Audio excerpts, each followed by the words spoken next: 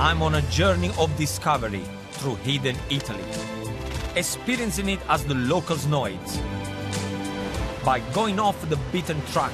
And you gave me this thing, I got a bad feeling. To reveal the best-kept secrets of my precious homeland. It's delicious. From age-old traditions being preserved, Please, let's find truffle. Please, let's find truffle. spectacular scenery, and most importantly, the food heritage that influenced me and shaped my home country. This, to me, is the ultimate hidden Italy secret. I'll share my inspiration for making mouth-watering, authentic Italian food. Oh, yes. Perfect. Can I have another one? Così che, mangia, mangia. So come with me, Gino da Campo, as I give you the insider's guide to hidden Italy.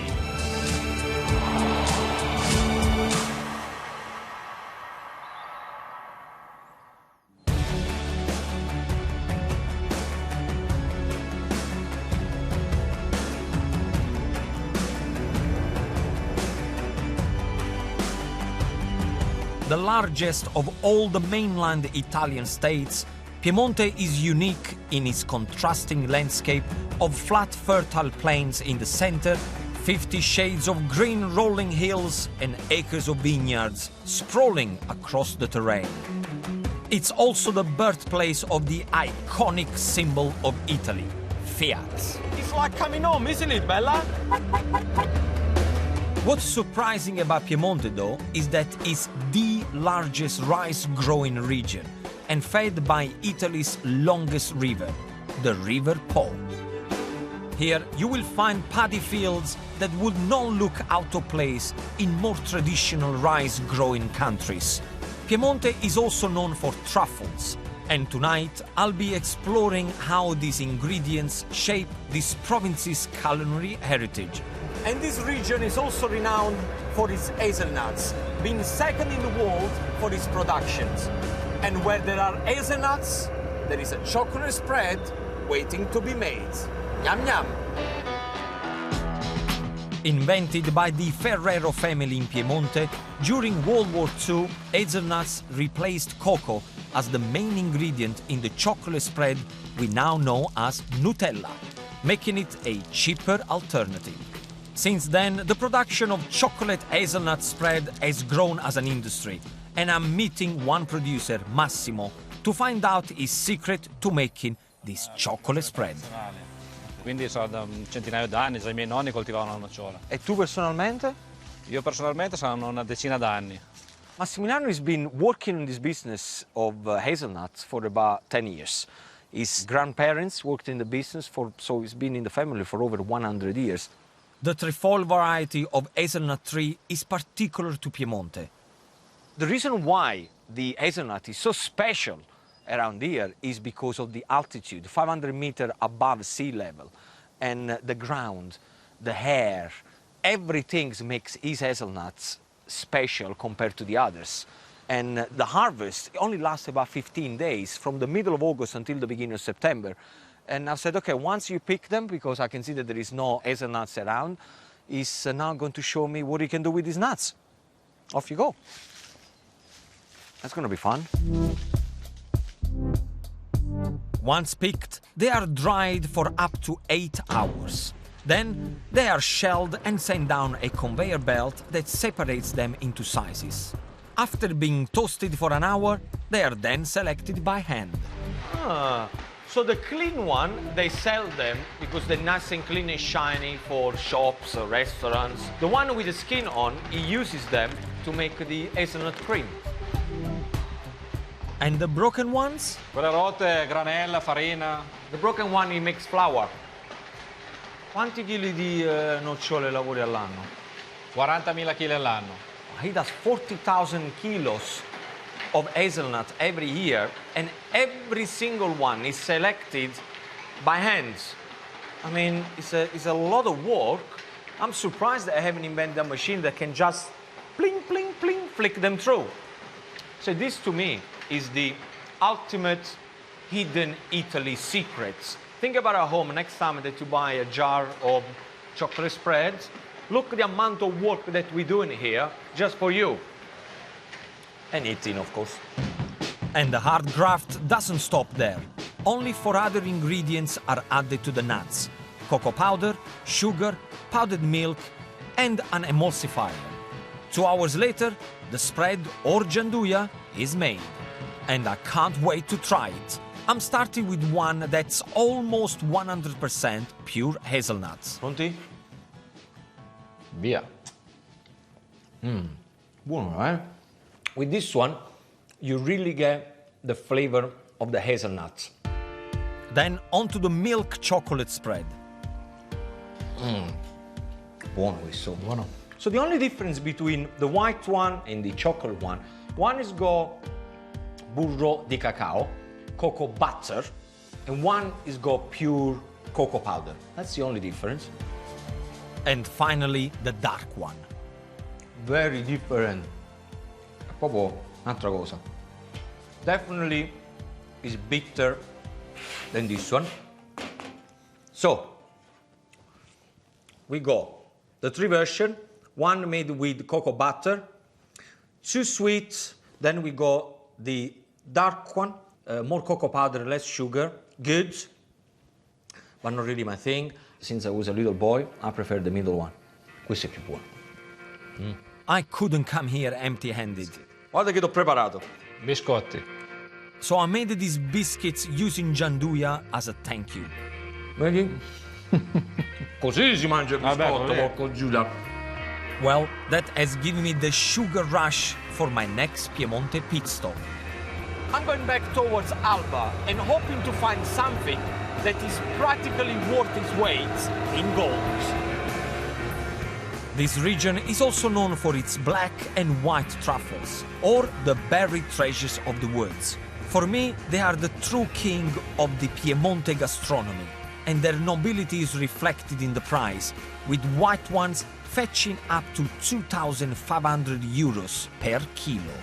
A truffle is nothing more than a fungus that it lives underground instead of the one that we usually know that they live upper ground. Luca has been hunting out truffles in this area for 3 years. Qui abbiamo 2 ettari, 20.000 metri. 20.000 metri. Diciamo di sì, sì. He tried to find truffles in 20,000 square meters of his land. It's here he searches for both black and the rare white truffle. Estivi e invernali. Interesting, because whenever you talk about truffle season, there is no actually a truffle season. You can hunt and foraging for truffle all year around. The only difference is that there are summer truffle and winter truffle. I wondered how many black and white truffles Luca could actually forage. So in 1 year, he can pick between 50 and 60 kilo of black truffle, which is the most common one, and only 5 kilo of the white one. As truffles are so valuable, is there fierce competition between the hunters? Non è che ammazzano qualcuno. No. I think Luca has been quite conservative on the answer because off camera he told me that it was extremely dangerous. But on camera it's changing. I think there is a rule where they say that it's not dangerous, but really I can see in his eyes that it's dangerous because you are in the middle of the woods, they have shotguns. I'm not saying that they're going to shoot you, but they do have shotguns. I fucili ce l'avete però, eh? Sì. See, now he's admitting that they do have shotguns. Despite the danger, I want to see Luca in action. He doesn't hunt alone. He has a bit of a help from a 4-legged friend called Maya. Bella, bella. Hey, che c'è? I thought that pigs were the traditional animal to sniff at truffles, but Luca's answer really surprised me. In Italy, it's completely banned because the pig, it makes a huge hole. Okay, so if you make a huge hole, it also kills the other little truffles and it's not good for the year after. The dog, it makes one little hole with his feet, so it doesn't destroy all the other truffle in the area. But, interestingly, the pig can sniff the truffle further away and faster than the dog can. Maya's nose is still perfect for the job, so it's time to release the hound. Maya, trova sto tartufo! Please, let's find truffle. Please, let's find truffle. Go on, find this truffle. Maya will have around 300 million olfactory receptors, compared to a mere 6 million in us. And it looks like my luck is in. I think something is happening. L'ha trovato già? Sì, sì. I think we found one. I think we found one. Prendi la Maya. Oh! We found a truffle! This is what it's all about. Black truffle. People pay a hell of a lot of money for it. Let's go and cook it. Andiamo a cucinare? Sì, Andiamo. dai. Well done, Maya!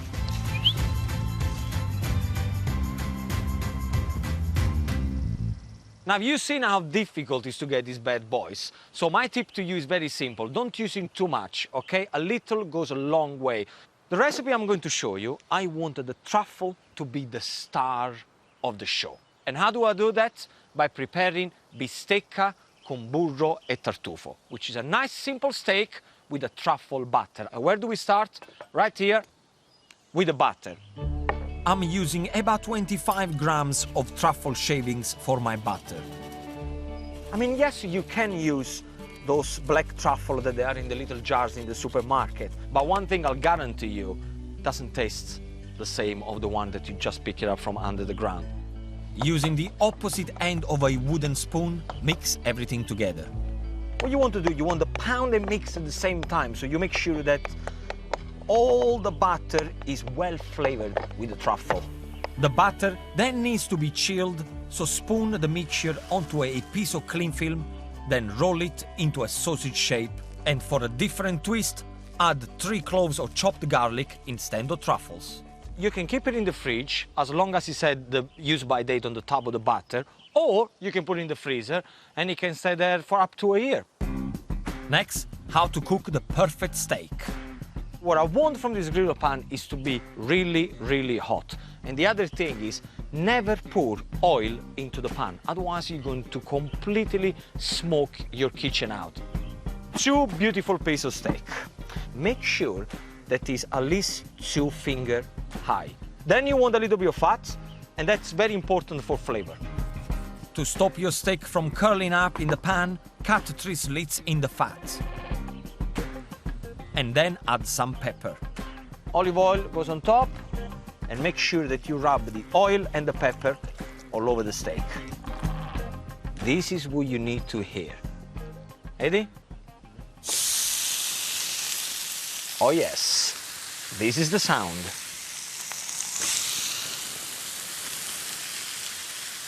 A good steak should be eaten medium to medium rare. Not well done, otherwise it's like eating the sole of your flip-flop. Okay, so this is ready to be turned. Every time you move the steak, the moisture comes out. So if you want the moisture to stay in, you move the steak once only. While the steak is cooking, bring out your butter, slice and remove the cling film, and put a couple of discs on each of the steaks. It will only take 2 minutes to cook on one side. The butter is going to start to melt, and the flavor of the butter and the truffle is going to get into the meat. That's when the magic is going to start to happen. And the smell, mwah. Okay, the steak is ready. Let it relax. Slowly, slowly, until you get nearly at room temperature, and then it's perfectly ready to be served. Season with salt and then slice. Fantastic. Cooked to perfection. So arrange the meats all around the plate on top of the rocket leaves. The only thing that I got to do, shave some truffle on top. Oh yes. Okay, I'm happy with that. Then finish with a little extra virgin olive oil. And Luca is going to love this. Luca! È pronto? Guarda che ti ho preparato. Assaggiamo. Assaggia, assaggia. He wants to try. Of course. Speciale. Buono. Bravo. The flavor is like sottobosco, so it's like woody, earthy flavor. È unico come sapore. It's very unique. Difficult to explain, but delicious to eat. With Luca's endorsement ringing in my ears, I can't wait to find out what other secrets this region has to offer me.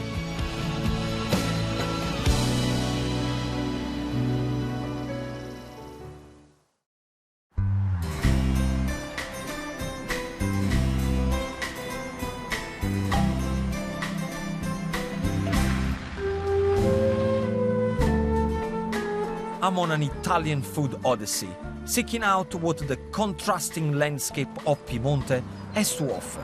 And the next one is... The Po Valley, or Italy Risotto Bowl, is 68 miles northeast of here. And that is exactly where I'm going. The earliest record of rice growing in Italy dates to 1475, where its cultivation was promoted by the Duke of Milan.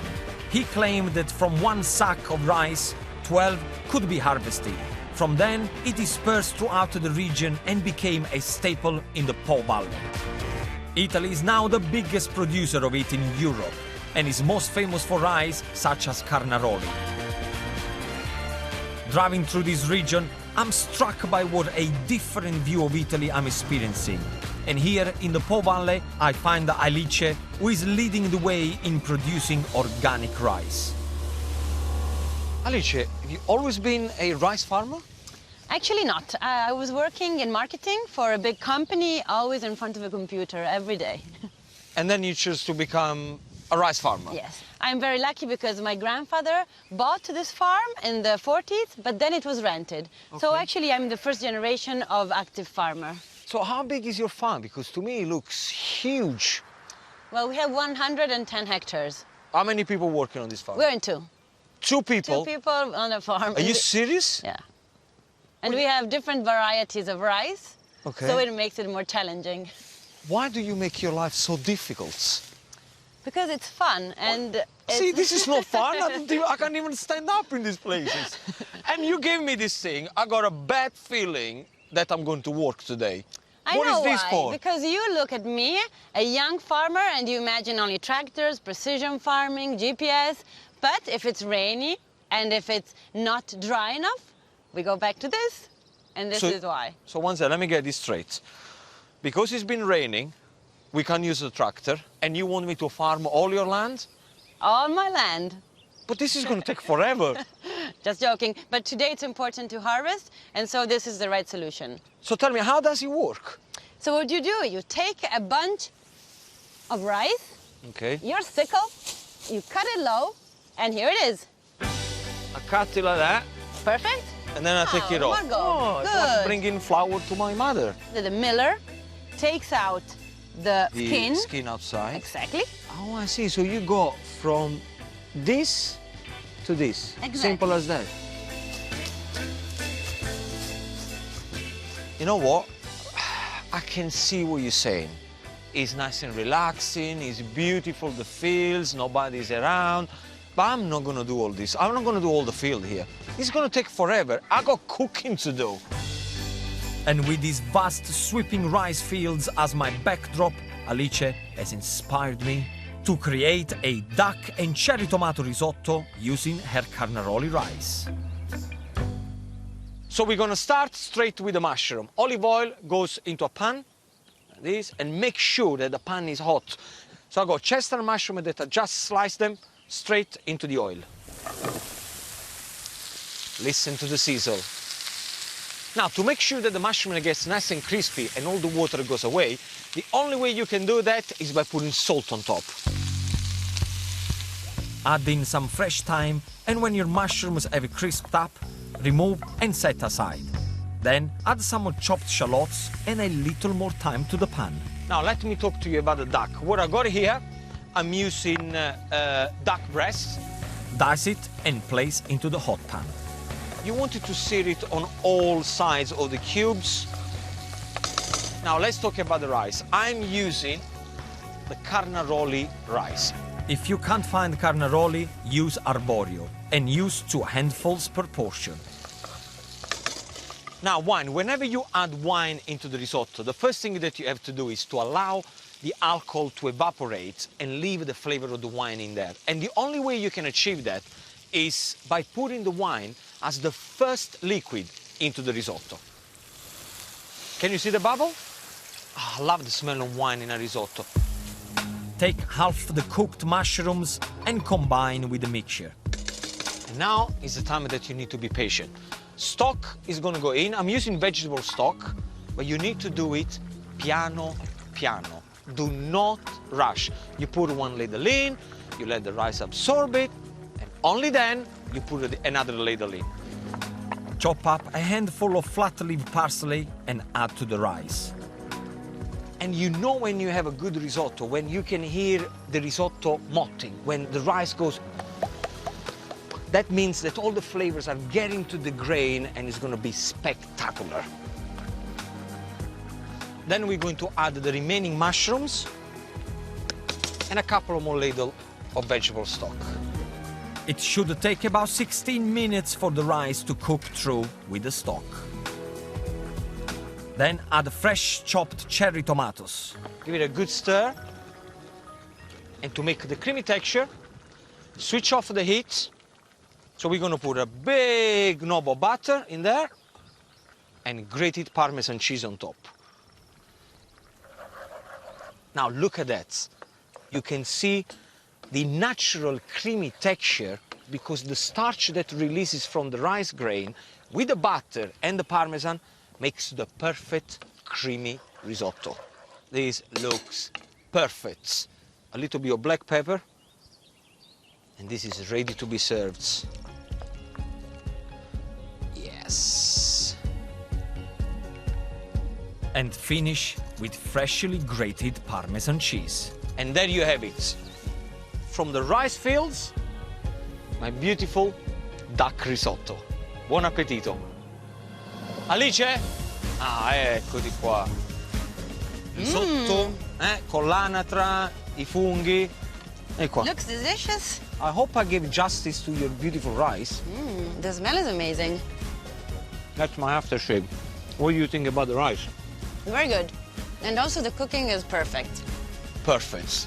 Can I have another one? Così che? Va, mangia, mangia, mangia. I've been constantly surprised by what this journey to my homeland has revealed to me. And I hope that my food odyssey has also inspired you. You can find all of Gino's delicious recipes and more in his accompanying book out now. And Gino will be bringing our Italian escape tour to theatres across the UK in spring 2017. See the website for details.